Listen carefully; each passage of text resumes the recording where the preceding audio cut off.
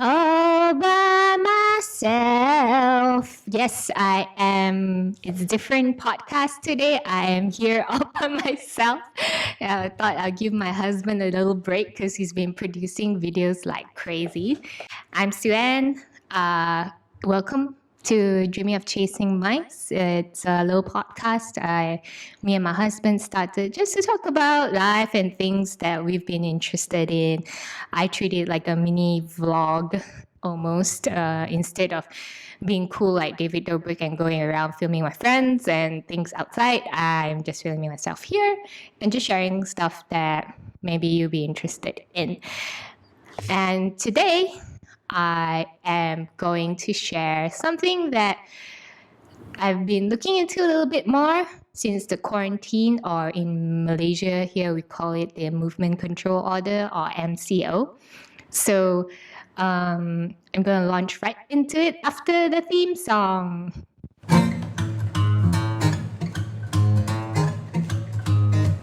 Dreaming of chasing mice. So since the COVID-19 pandemic, actually I did start off a little bit anxious, like even before the whole quarantine was encouraged and social distancing, or more accurately, physical distancing was encouraged to stop the spread of the virus. Before that, also, I started being very anxious. I was worried about my mom, or like the elderly relatives I have, that I may be getting sick, because it was like so coincidental that I had a really bad cold or flu. I think it was more of a cold because I didn't have a fever, but yeah, I had a really bad cough and cold right before the whole physical distancing thing was encouraged. So I was very anxious about it. I didn't want to step out of the house because I didn't want to get others sick who may be immunocompromised already. But on top of that, I started to think about the environment and Mother Nature. Like, I feel like this whole pandemic is almost like Mother Nature's message to us saying, hey guys, slow down and think about what you're doing to Mother Earth, to me, if Mother Nature can talk. And think about what we're doing to ourselves as well. I think we, especially in the urban areas, have sort of a burnout culture here, where we are like, no matter what we do, even the smallest tasks, we need to record it and monetize it, or even our hobbies need to be monetized, our free time need to be monetized.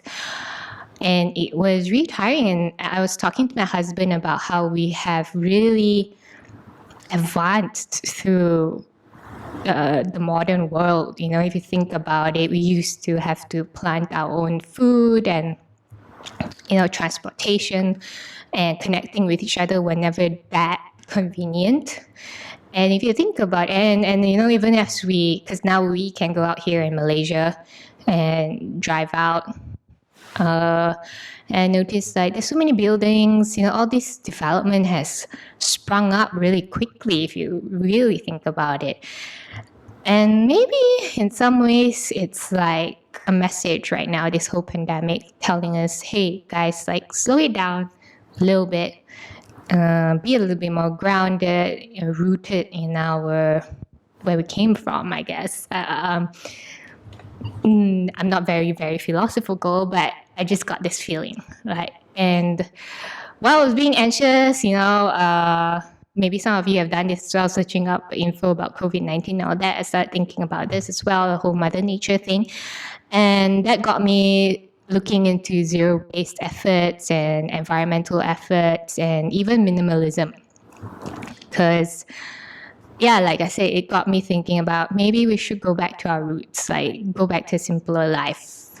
And so I started looking up all this, and I thought I'll share you some items that I've transitioned into. I wouldn't say I'm completely zero waste or completely minimalist. It's just some things that I have transitioned to that might be helpful, that I think have been helpful not only for myself, but also I feel it treats the environment a little bit better.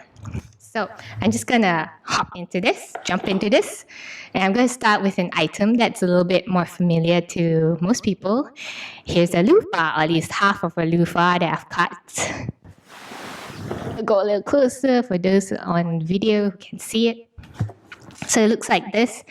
It really looks like a round or oblong sponge, and it actually comes from a plant. What you do is the plant grows out like a gourd, and when you dry it up, it becomes like a sponge, and you can use it for showering, you can use it to wash your dishes, you can use it like a normal sponge. And the beauty of it is that it's rough enough but soft enough, so it's great. I love it for washing my body. It feels really nice. Like there's a little bit of a scratchy feeling, but it's like a nice scratchy feeling. It's really, if you're going to talk about self-care, really nice feeling here. But yeah, you can actually find it in the pharmacies here in Malaysia. If you look around, they actually sell them in packs and stuff. I actually used to use it when I was a kid because my aunt has a small little farm next to her, a little garden, but it's almost like a farm because she's really good at planting vegetables and rearing chickens and stuff. So she used to give us loofahs. So I've used them growing up. And they do wear and tear eventually. So I got this one, but it takes really long. Like I still have one that's I've been using for about 2 years and it's completely fine in the bathroom. But yeah, I got this one at an urban farm. If you guys are in Malaysia or KL, there's an urban farm called Kebun Bangsa. So it's just in Bangsa, and they plant all sorts of vegetables. It's amazing. It's like a different world there. So if you ever need a break from urban life, to go and see what farming is like, make some friends who are equally environmentally or farming enthusiasts. So yeah, that's a beautiful place. So they had some, and it was like growing. It grows, once it starts growing, it just grows, and they actually did dry up some of the loofahs. So I just went there, got one, and donated a little bit, a sum of money to them for their great efforts.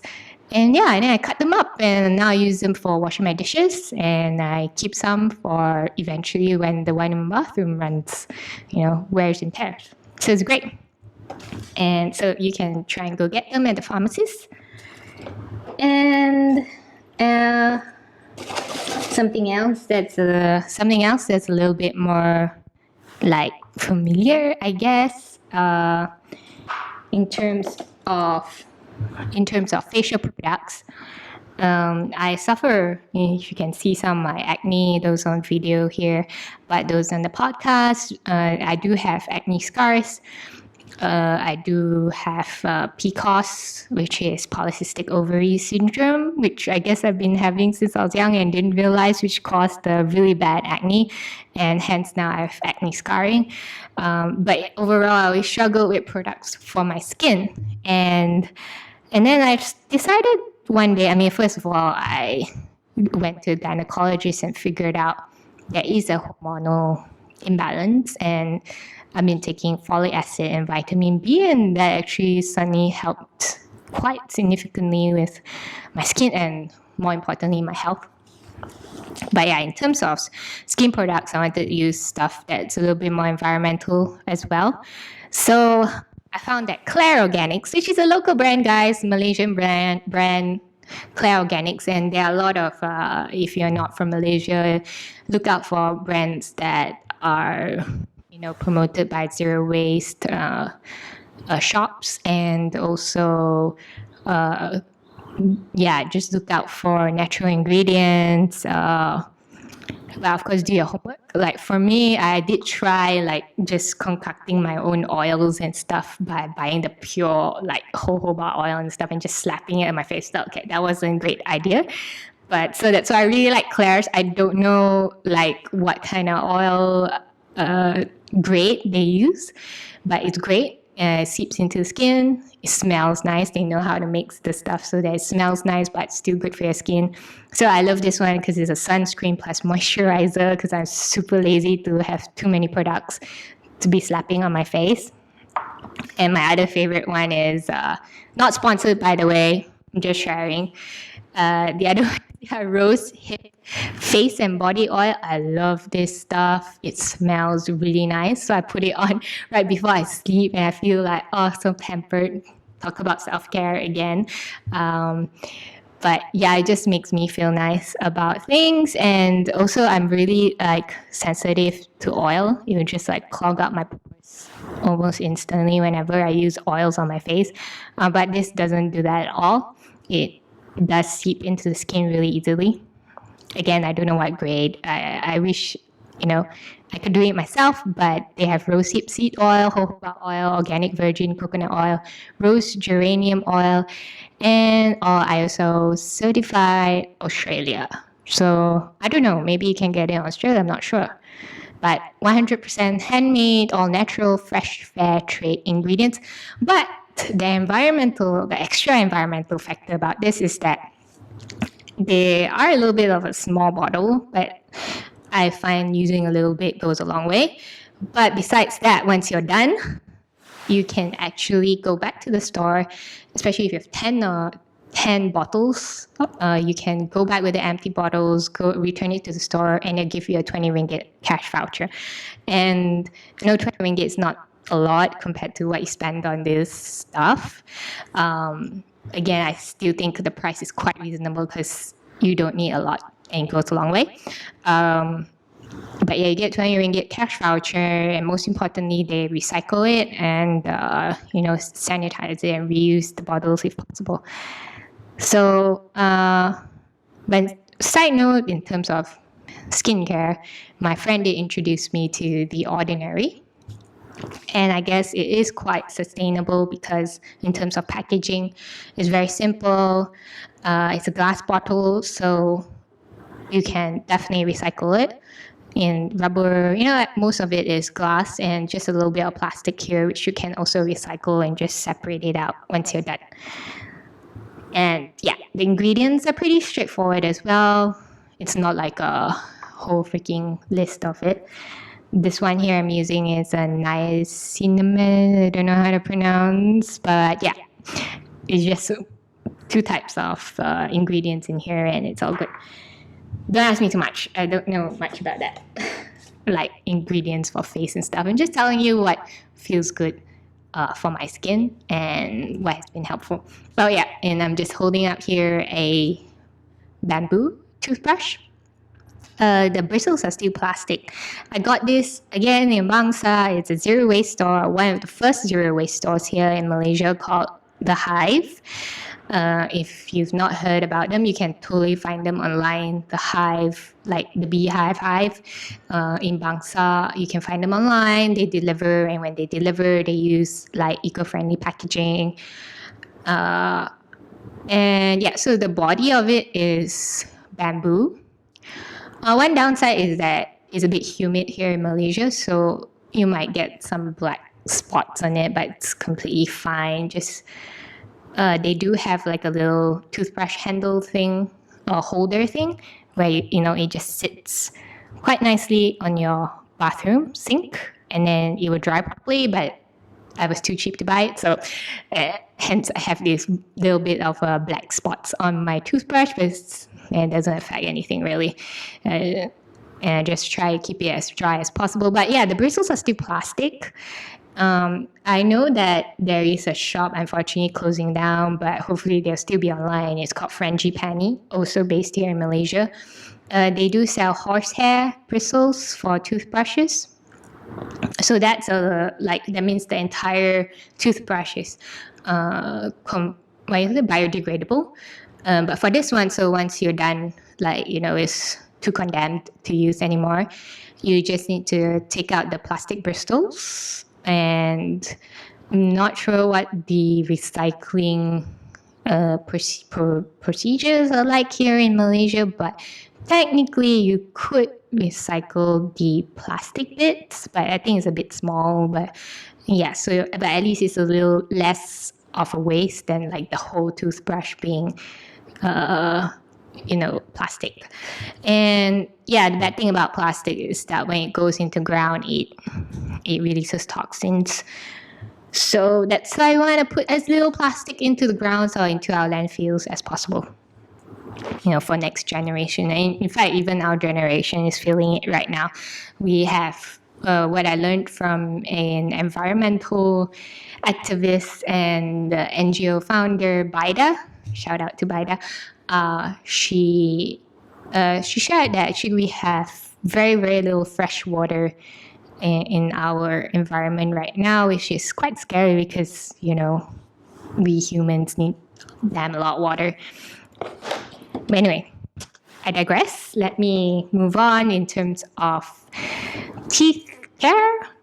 dental care. Yes, dental care. So we had the toothbrush. Here is what we call a solid toothpaste. And it is made out of clay, and this one has a hint of mint with it. It's a bit weird because it doesn't sort of foam up like normal toothpaste, but what makes it sustainable, firstly, it comes in this stainless steel packaging, and then inside it's just clay, so you just need to brush your toothbrush onto the surface of it, and then you get a little bit of clay on your toothbrush, then you can brush your teeth. It's worked so far. I haven't had cavities yet, cross fingers. So it does take a little getting used to because it doesn't foam up, it doesn't taste like the normal toothpaste. There's a bit of a clayey feel to it, but you just need to gargle your mouth and it's completely safe. At least I haven't died of any poisoning yet. So, yeah. And then there we have a floss, natural floss. So it's made out of 100% silk and it's in a glass bottle and a stainless steel cap. And the great thing about it is if you go to places like the Hive, which is a zero store, they sell you just the silk, the floss inside, and you can just refill it without more waste or more packaging. And actually, this is the same with the solid toothpaste. They actually do sell with just the refillable solid toothpaste inside, so you don't have to throw away your old packaging and then buy a completely new one and throw away the old one. So you can just refill it, which is great. And actually it comes with a cap, which I've used to put some other soap. So yeah, that's that. Speaking of soap, transition more into solid soaps. And yeah, this one is made by a friend's brother, handmade by him, and I just decided to support. It's really pretty. So upside of using bar soaps, they have really pretty patterns and there's very little waste. This one is vacuum packed with a little plastic, but at least very little plastic, and it lasts forever, like really long time. The other thing that my friend introduced to me, Debbie, shout out Debbie. So this is paper bag. So a lot of zero waste stores, they just give you paper bags to put your stuff away in. Yeah, so this is actually 1/3 of what they call guar soap. So it smells a little bit strange. I feel it smells like clean, but some people might not be used to the smell, but this does an amazing job. I don't know if it's a placebo effect, but I do find that my spoons, which are stainless steel spoons, and like even my glassware, comes out a lot shinier when I use this to wash dishes. But you can also use it as a body wash, wash your clothes, really anything. It's like guar soap, GUAR. Go check it out. I got mine at, again, Frangipani, which is closing down. So if you want to support them, buy stuff, order stuff online, go support them. Speaking of the guar soap that can wash anything, I actually use it to wash this. Very unfamiliar to most people, I'm sure. It is a menstrual cup. I've been using it for the last 3 months for my menstrual cycle. So this is one of the things that I got during quarantine or the MCO when the MCO started. And I was just like, I feel like I'm ready to start on a menstrual cup because I've always been weird about sticking stuff up my vagina. Like, I don't understand my vagina. I feel like they should teach more in schools or something because I just felt like it's a very taboo area to touch, even for myself and things like that. But this is amazing. But before we go into that and talk about the menstrual cup, before I was using the menstrual cup, I was actually using what you call this cloth pads or cloth sanitary pads, which I got this a few years ago, like definitely at least 5 years ago, and they're still completely great. They're so pretty, and the material's like this soft little felty thing. It feels so much better than the plastic shit that we use, the disposable ones. And I find there's less smell as well. I always find like the disposable ones smell a little too funny. I don't know about you if you experienced that, but yeah. And they come in different sizes. So the one I just showed you, this one is a more like the nighttime heavy flow type thing. And this one is more like the brand is Bamboo Light. I'm not sure if they're still around because, I bought it 5 years ago. And this one is more like medium flow, daytime type of thing. It comes with little wings that you can clasp. I'll show you here. Yeah, that's so almost like a sanitary pad, except not plastic. Instead of the sticky stuff, you get a little clasp button thing. And for your, everyday use, you have the smaller ones, which for the lighter days. Yeah, and they're really pretty. So I know it's a little gross, like people don't want to wash their own period blood, right? And I'm very open to talk about it here. It is a little bit gross, a little bit smelly, a little bit annoying, especially because when you add water to your blood, then there's more blood, and then it feels like the blood never washes out. So what I do is, it's a little bit gross, but it's worked out so far, is I'll use however many pads I need throughout that day, but whenever I change it, I just leave it out on my towel rack to dry, or just air out. And at the end of the day, then I toss all of them into the washing machine and let it run on a very low water cycle and just wash it all at once. So at least I feel like that saves more water, because if I'm washing it myself, I'm like constantly changing the water and still blood and more blood and more blood. I don't know why. I'm not as efficient as the washing machine, I guess. But yeah, so that's one way to go about it. If you want to start with the cloth pads first. And I do still have them around, and it's advised by my friend Debbie that sometimes you need them around because you don't want to be stuffing up a cup up your vagina every time.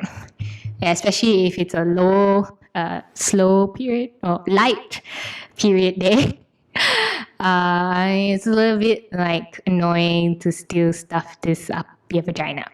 But just so those on the video can see, this is how the texture is like. It is a bit intimidating at first. When I first got it, I was like, oh no, I'm in trouble. It feels really hard. I don't think I can stuff this up. But actually, in a way, the hardness helps, because I think it means that your muscles, your pelvic muscles, won't like make it collapse in the vagina. Correct me if I'm wrong. Not much experience here yet, but yeah, you can actually fold it up like really small, or I prefer this, what they call the pouch down approach. But I prefer the 007, like James Bond, just fold it into a 7 and then stuff it in. And I think the fact that it just snaps back into position is helpful, because I find it really difficult to put more than one finger in when this is in.